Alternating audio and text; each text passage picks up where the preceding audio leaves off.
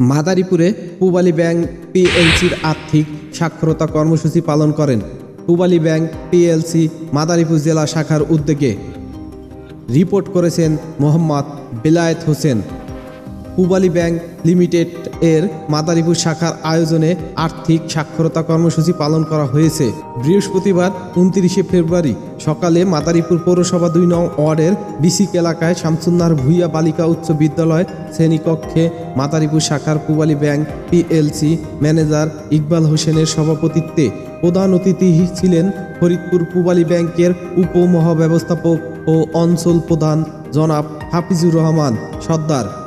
বিশেষ অতিথি ছিলেন শামসুন্নাহার ভূঁইয়া বালিকা উচ্চ বিদ্যালয়ের প্রধান শিক্ষক SM এমারাতুন নেসা, সৈয়দা নায়রা মিসকাত, সিনিয়র শিক্ষিকা মোহাম্মদ আলী আব্বাস।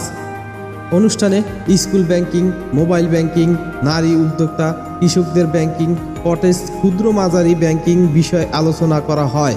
প্রধান অতিথি বলেন, আগামী 41 সালের স্মার্ট বাংলাদেশ বিনির্মাণে প্রতিটি মানুষকে আর্থিক সাক্ষরতা থাকতে হবে। একজন মানুষের আর্থিক জ্ঞান না থাকলে প্রতিটি পদে পদে ক্ষতিগ্রস্ত হতে হবে। এজন্য আর্থিক লেনদেনের সম্পর্কে ধারণা থাকা দরকার।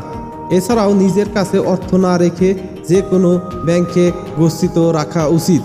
এ সময় পূবালী ব্যাংকের আর্থিক সাক্ষরতা কর্মসূচি অনুষ্ঠানে অংশগ্রহণ করা ছাত্রীদের মধ্যে থেকে 3 জন কুইজ প্রতিযোগিতায় বিজয়ী ও ব্যাংকিং কার্যক্রম সম্পর্কে ভালো বক্তব্য দেওয়ায় মোট 6 জনকে পুরস্কার দেওয়া হয়েছে।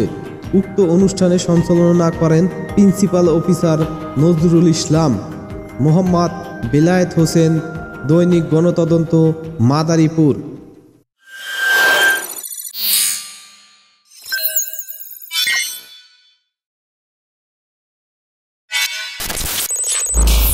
আপনারা দেখছেন গণতদন্ত টেলিভিশন।